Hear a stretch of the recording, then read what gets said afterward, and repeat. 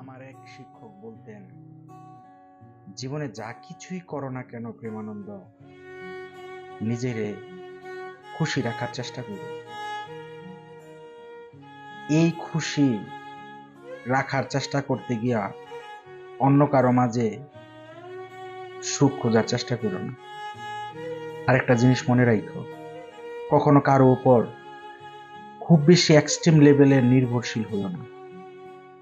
তোমার এক্সপেকটেশন যদি খুব বেশি হয় আর তুমি যে সেই এক্সপেকটেশন যদি না পূরণ করতে পারো, তাহলে তোমার ভেতর মানসিকভাবে তুমি হেরে যাবে, তোমাকে ছোট ছোট মনে হবে।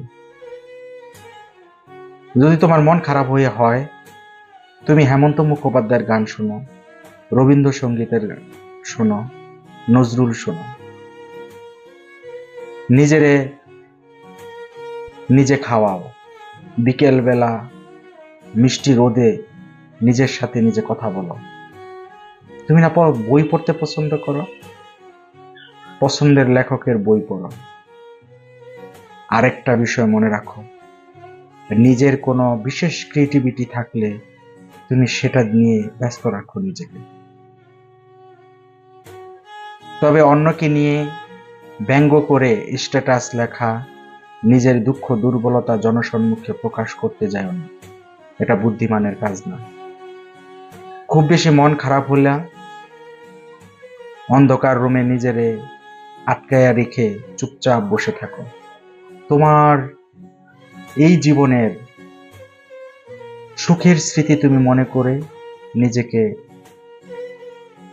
খুশি করাও এবং দুঃখের স্মৃতি মনে করে নিজে কান্না করো। তবে এই সময়তে একটা সম্পর্ক তৈরি করে অন্য আরেকজনের কাঁধে হাত রাখার চেষ্টা করো না।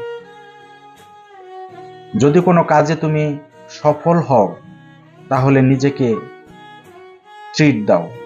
যদি অকৃতকার্য হও, নিজের সাথে অভিমান করো, নিজের সাথে প্রতিজ্ঞাবদ্ধ হও। তবে অন্য কারো চোখে নিজের পারফেকশন খোঁজার চেষ্টা করো না, কারণ তুমি এই পৃথিবীর প্রত্যেকটা মানুষ থেকে ভিন্ন একটা মানুষ এবং স্পেশাল। অন্যের চোখে তোমার ত্রুটিগুলোর মাঝে যখন তোমার গুণগুলো খুঁজে পাবে না, তখন তুমি কষ্ট পাবে। পারলে তুমিই পারবে, কারণ বেলা শেষে তোমার সাথেই তোমার বসবাস। কোনো একটা রেস্টুরেন্টে নিজেকে একা একা খাওয়াতে নিয়ে যাও এবং একা একা খাওয়ার জন্য নিজেকে নরমালাইজ করা শিখে যাও।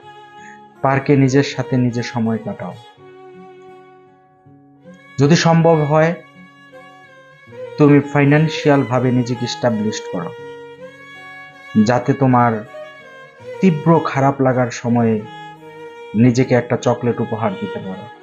নিজের জন্মদিন নিজে সুন্দরভাবে উপভোগ করতে পারো এবং নিজেকে নিজের পছন্দ মতো একটা ড্রেস কিনে দিতে পারো। মাঝে মাঝে নিজেকে ফুল উপহার দিও। পারলে ঘরের কোনায় একটা সুন্দর সুগন্ধি টাইপের ফুলের গাছ লাগাইও, যাতে এই ফুলের গন্ধ তোমাকে এবং তোমার মনকে ভালো করে দেয়। তবে সবাইকে খুশি রাখা তোমার দায়িত্ব না। দুনিয়ার কারো পক্ষেই কারো সম্ভব হয়নি সবাইকে খুশি রাখা। যেখানে তুমি পারবা না, তখন সেখানে না বলে দেবে। না বলাটাও তোমার শিখতে হবে। আমার বাবা মা এরকমটাই শিখিয়েছে, সেটাই আমি তোমাকে বললাম। তবে একটা সুন্দর ব্যক্তিত্ব থাকার জন্য খুব বেশি কঠিন হওয়ার দরকার নেই। শুধু নিজেকে অতটুকু ভালোবাসলেই হবে, যাতে অন্যের চোখে নিজের জন্য ভালোবাসা খোঁজার তুমি আগে নিজেকে ভালোবাসো, তাহলেই তুমি সুখী হতে